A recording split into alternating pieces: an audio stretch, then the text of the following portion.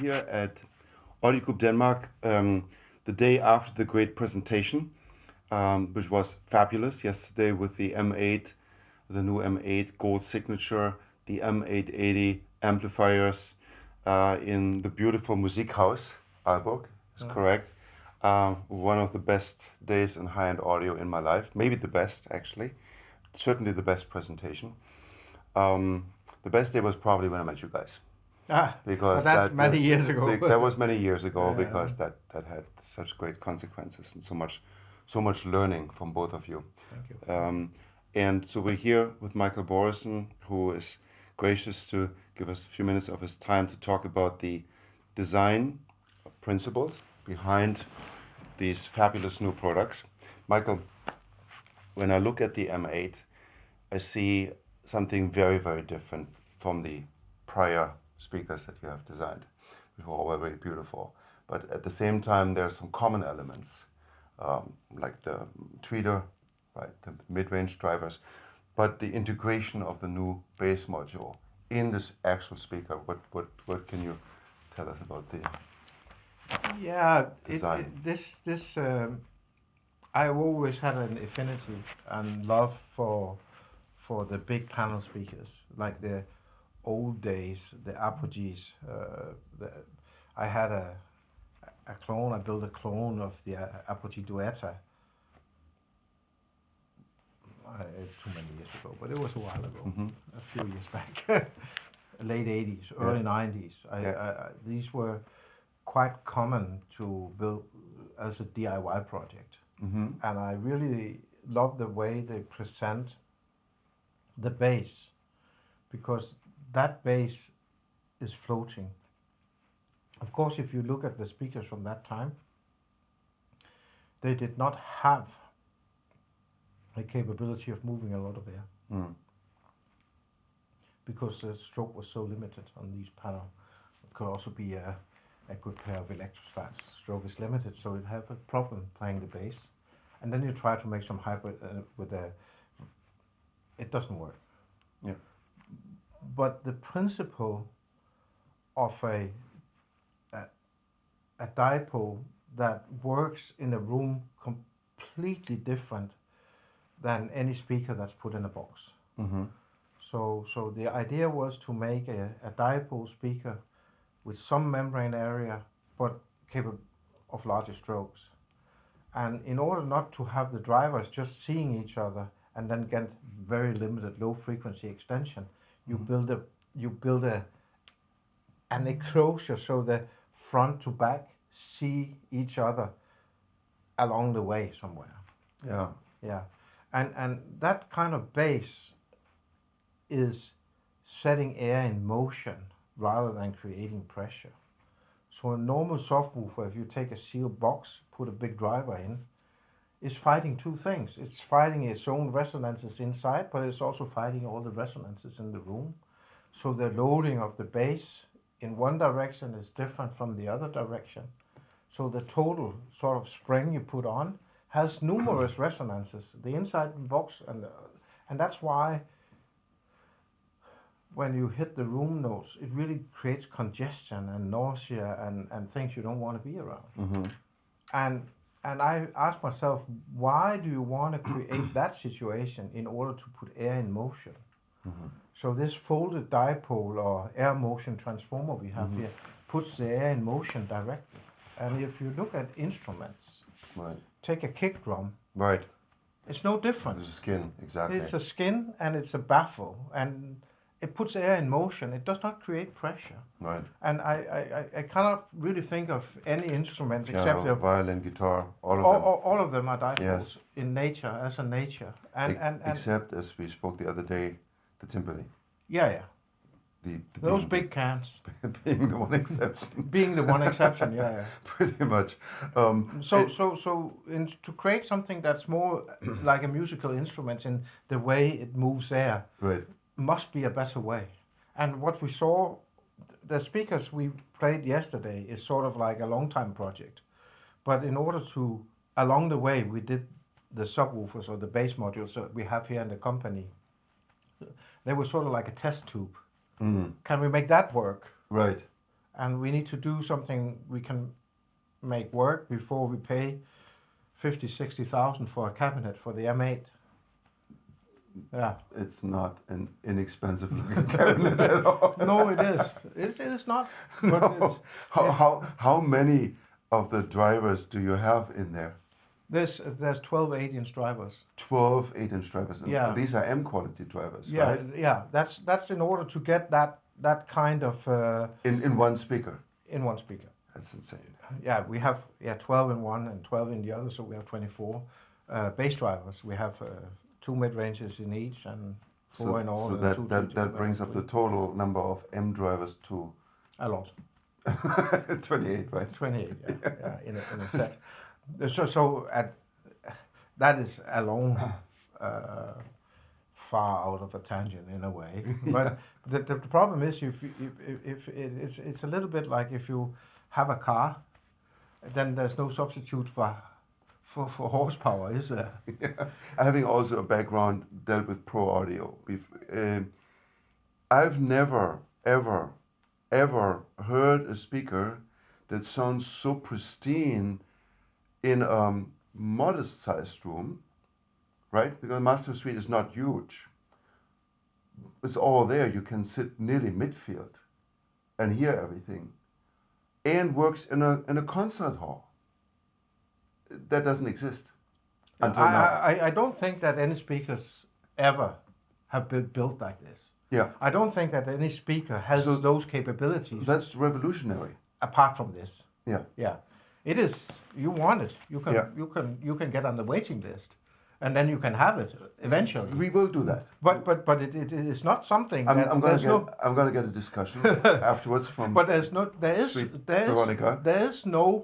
is no substitute for this. If this is what you want, then go here. It's phenomenal. Well, yeah, we have and I was, of course, when you set up a project like that, you have this.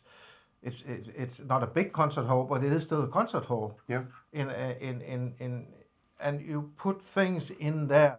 That's a 300 seat Yeah, concert hall, but it's still yeah. Still a big room. Still a big room. Yeah, but still you need a PA. It was on a wooden stage. It sounded marvelous. Wooden stages are not ideal, right? No. I think that having them work as well as they did. I mean, we hardly made any adjustments. That is amazing. It's just set them up, get them in the right position, and they work.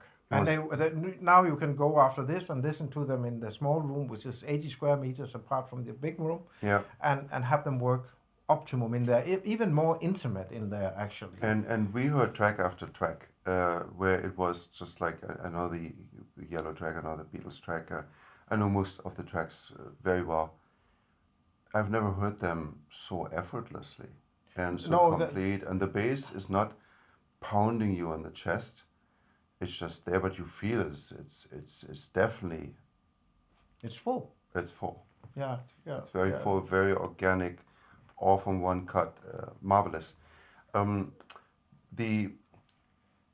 You said the assembly of these speakers is they come in 3 modules. They are in 3 modules, yeah. And if I remember, each module is approximately 300 kilogram. No, I think they're 150 kilos for the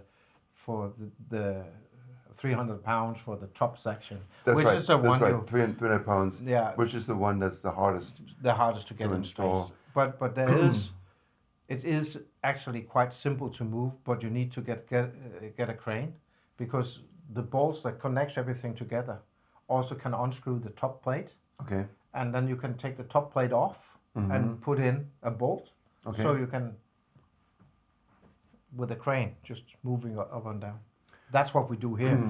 These were picked up, taken down from the stage from 7 a.m. and at 9:30 they were already placed in that room. And describe the crane. What this is something, would we as a dealer, if we do a client install, bring the crane? Would we get the crane locally? I think you know your way around moving pianos. Yeah. So you get the piano movers, but you tell them this is the option. Good. Yeah. And we have a small cart which can run underneath the bass with 4 handles, so you can roll the speaker around to the final positioning. Very cool.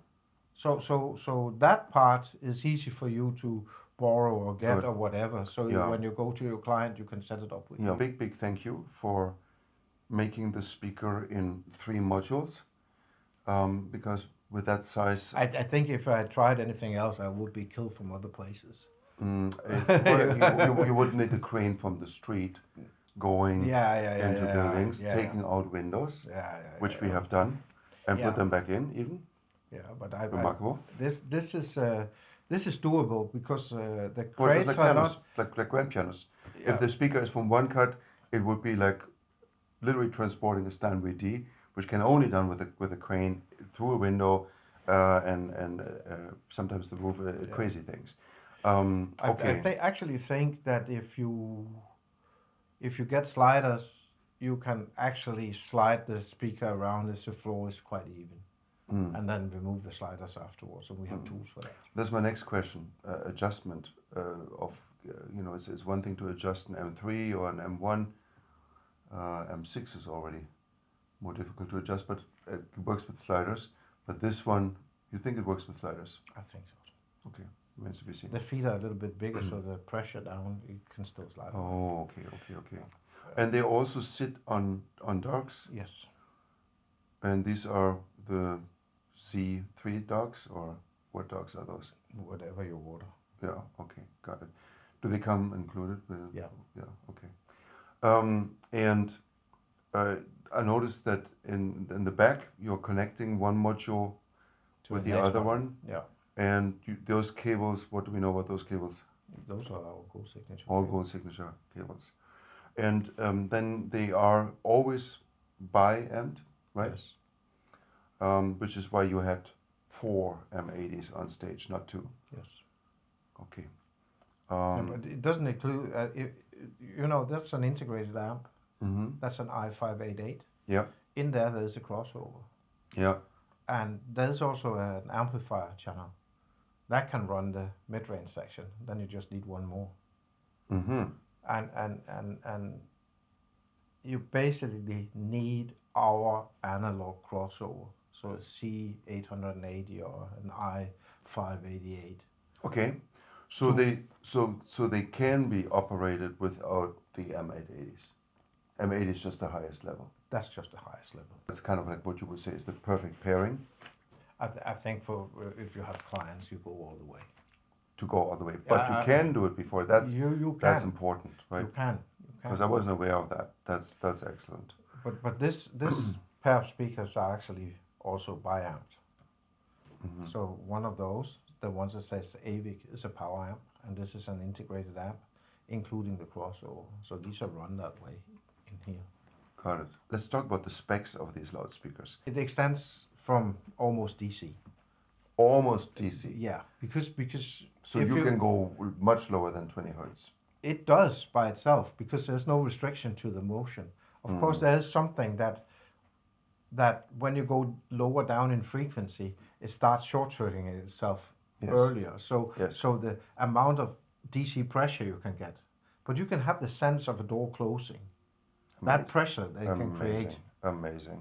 So when you do, all of a sudden when you start listening, you are pretty much aware. Oh, on this track there was a train outside the studio. Maybe the studio didn't pick it up, but you pick it up. Well, unless the studio uses high-pass filters, of course, which is what they should do. Yeah. So you have literally nearly zero limitation in the bass, and how high do they extend? Yeah, to where the ribbon tweeter stops playing something, maybe 50 kilohertz. I'm not really aware.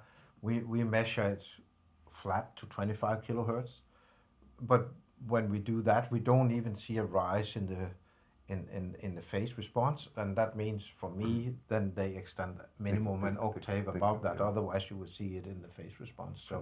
So they extend. They go up very, very high. Phenomenal. About the material of the speaker, with the M speakers, what material are you using there? We are using we always stick to the same, because we know the acoustic properties of that. On here we have the full mid-range section, with carbon layer. So it gets the rigidity and stiffness and the tone and all of that of the carbon. But it's not a flimsy carbon because it has a quite core of 35 millimeter, I think. Okay. HDF wood fiber board. How thick is that approximately? 1.25 inch, 1.5 inch. So significant. And 1.5 inch.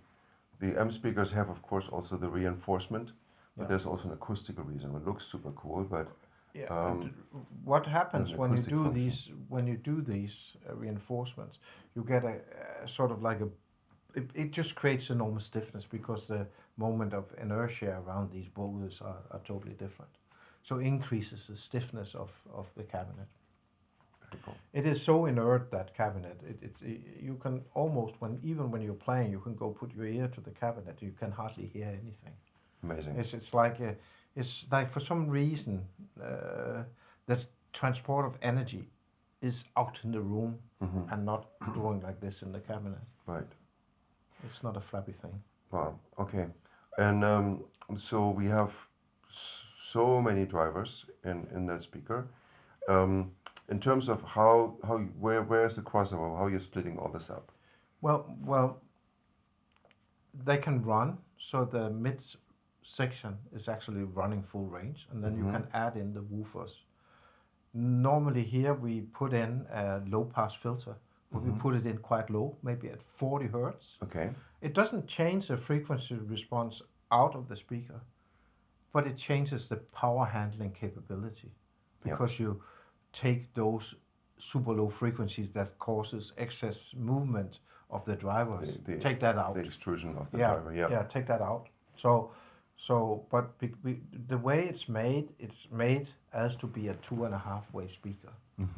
But the way the cabinet is tuned is a resistive tuning, so it's drop off by itself from roughly 80 hertz is.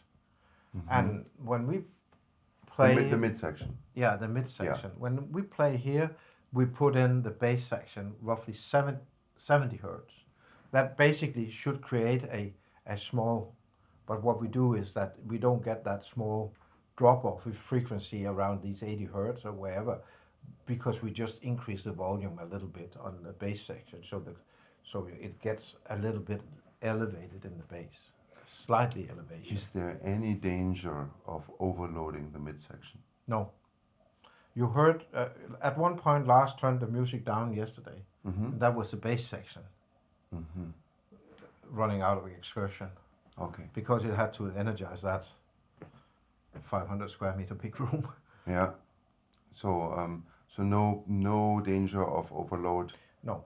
Because it was quite loud. It was quite loud. Yeah, it was quite loud. It was louder than a symphony orchestra would play. Definitely. Yeah, Definitely. and I think rock. But in that room we have measured 110 dB. Wow, that's significant. So they can play loud. Yes, absolutely. But they're also big fellas. Which, you said the ideal amplifier to control that speaker is the new M880. The funny thing is that is a delicate giant. I don't really know what happens. We build an amplifier with known topology in the amplification stage. We have this dual folded cascade input, which basically make it ultra stable in any loads, because it only has one gain stage. So it's by nature it only turns the phase 90 degrees when open loop, and when you then start adding feedback and stuff like that, it cannot eat itself and go into oscillation. So it's a super stable design. So it's the same incredibly high damping factor. It's the same basic design that we use in the I and in the P 880. But with much more power supply. Yeah, because basically in those stereo amps you need a power supply to supply 2 channels. Here you need a power supply only to supply 1 channel, so you have the double amount. But you also have higher voltage rails. This one runs at roughly 2 times 90 volts because it delivers 400 watts out in 8 ohm. and 800 watt in 4 ohm. So it is a very powerful monster. But the topology sounds different here. The micro detailing, the micro dynamics are so much finer rendered. So even if it has enormous power, it's also more delicate at the same time. And it's very, very, very stop and go. Are people going to notice an increase in their electricity bills? No. It's not. Well, no, it's not like a typical. No, because it doesn't run hot. Our Class A does not run hot, so it's I checked it yesterday down there after the 2 events, or just after the last event where we have been playing. Like hours, yeah. Yeah. It was 40 degrees. Yeah, that's centigrade. 40 degrees centigrade. That is fantastic. That is fantastic. As far as the specs go, you believe in lots of condensers rather than bigger power supplies. Yeah. So how many are in there? A lot. I have no count. Okay. Well, I think 2 times half a farad or something. It's a lot, but it's divided in many small caps. Yeah. And it's divided across the board so that every pair of output transistors basically have a capacitance very nearby. The problem with the big power supplies with these typically 4 big caps is that you have to feed them into the board somewhere. Mm-hmm. And this first pair of transistors that is closest to the inlet of the power have an easier way to get power through them than the others. So over time you can experience rail sack, as we say. Mm-hmm. That means that basically you have maybe 12, we have 12 pairs of transistors here. Mm-hmm. Maybe if you have rail sacks, those that are not experiencing a drop in voltage because of are taking the work. Right. Here you share the work much more. And I think a little bit like in old days you talk about big amps being a little bit woolly, and I think it's because of that rail sack. That's true. Back in the days when I imported German amplifier, the slightly smaller one sounded much faster. Yeah, than the bigger one. Yeah. 4,000 watts. Here it's actually quite the opposite. Yeah. It's quite the opposite. And we heard that they were lightning fast, absolutely lightning fast. So this whole thing that we already know from the 880 series, the I880C, P880, that quickness of power delivery was phenomenal. Also, very noticeable what you said yesterday about the we don't want coloration because it needs to play the music as is, as it was mastered, which is extremely interesting for the pro audio world. That philosophy of nothing, no coloration. I think when you are, if you adhere to the term hi-fi, high fidelity, you cannot put yourself in the equation. So our job here is to make artists better. Yes. Or present what artists have recorded. That's basically our job. Exactly. And if we fail at that, if we say, oh, now we make a speaker for classical music, so put a little warmth in here and a little there, and it may sound nice, but then what happens when Hendrix is screaming his guitar? You don't want that. Right. So I think we must aim for fidelity. We must keep the truth. Yeah. We will try to preserve what's in the files, in the data. And we notice that when the speaker is revealing, and we tell this also our clients, if you have a bad master, you're gonna hear it. Of course. But that's the truth, rather than obfuscating it and hiding it. The funny thing is that when we take all these layers off, and you can go listen to some of the recordings that are really normally considered bad. Mm-hmm. You can listen. There's more there. You can listen through that badness of the recording. More there. It's still more interesting stuff. Yeah. There's more there. There's more layers. There's so many more layers in the recordings. And I have been in this business for many years, and I'm still astounded every time we sort of make something more quiet, more dynamic. Then all of a sudden there are things in the recording that we start to understand. There's microdynamics in the bass that actually set a rhythmic foundation over music, where I earlier struggled to find that rhythm and pace. I could hear she had a nice voice, but all of a sudden, her voice belongs with instruments. Yeah. And they play together. And I find that truly fascinating that there's so many. I said to last week when we listened to this, now I have a problem listening to music at home. How can I do that? It's completely ruined. I'm familiar with that problem. Yeah.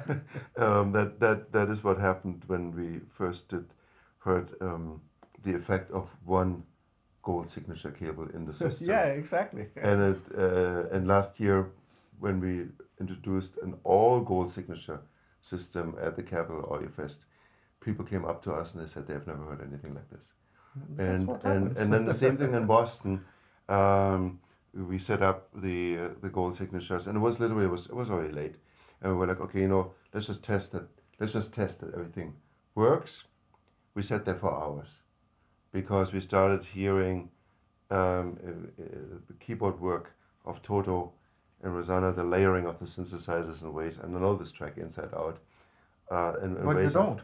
The That's problem the thing. is you don't. that you think you know it. Yeah, exactly. You think you know it. You might know the notes, but you don't see the different flavors of the synth, the different texture, or as one of my friends and clients, Brent, puts it, the dimensionality. Everything just goes much bigger this way, which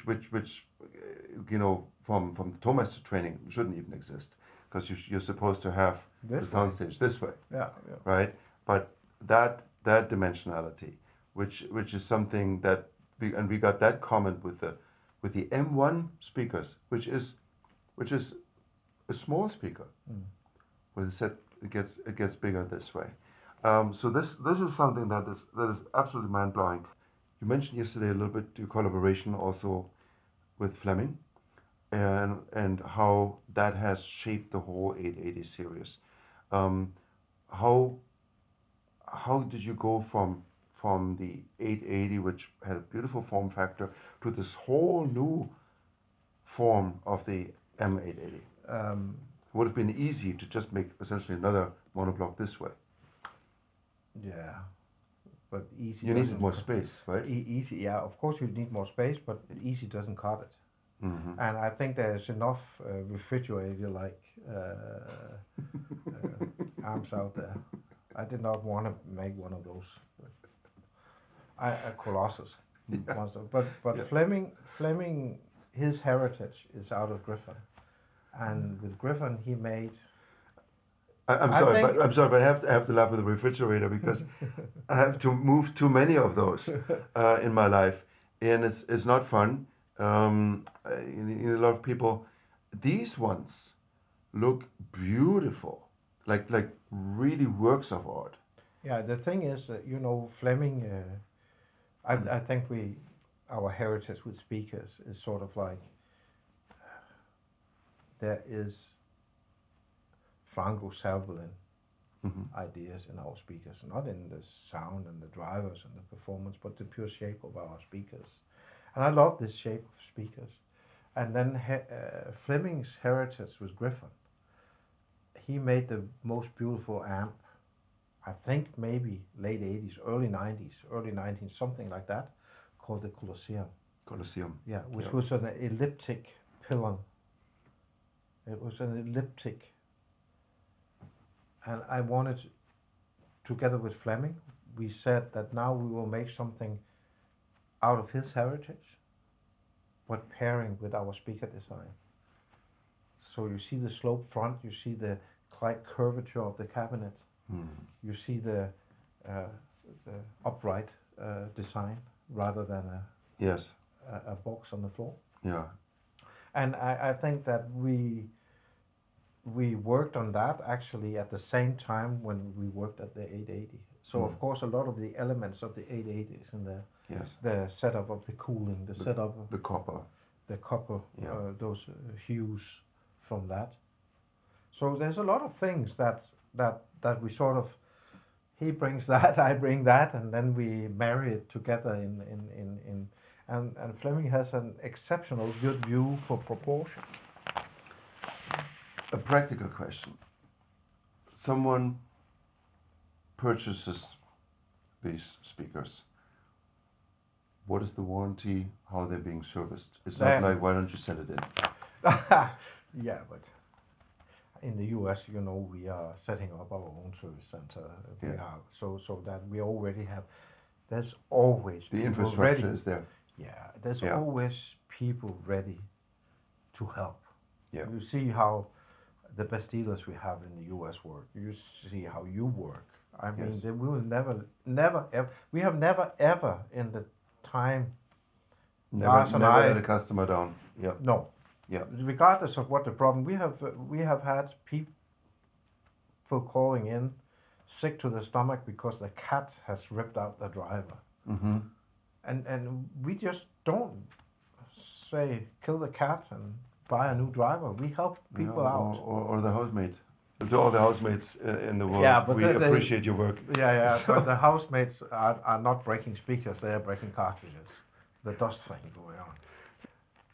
As I said, we never let people down. Right. I don't think we put words to it. Got it. I think we have, I don't know if we have formulated someplace 5 years warranty or something, but in practical, when people have a 5-year-old product that fails and we are to blame, we help them anyway. Yes, that's my experience.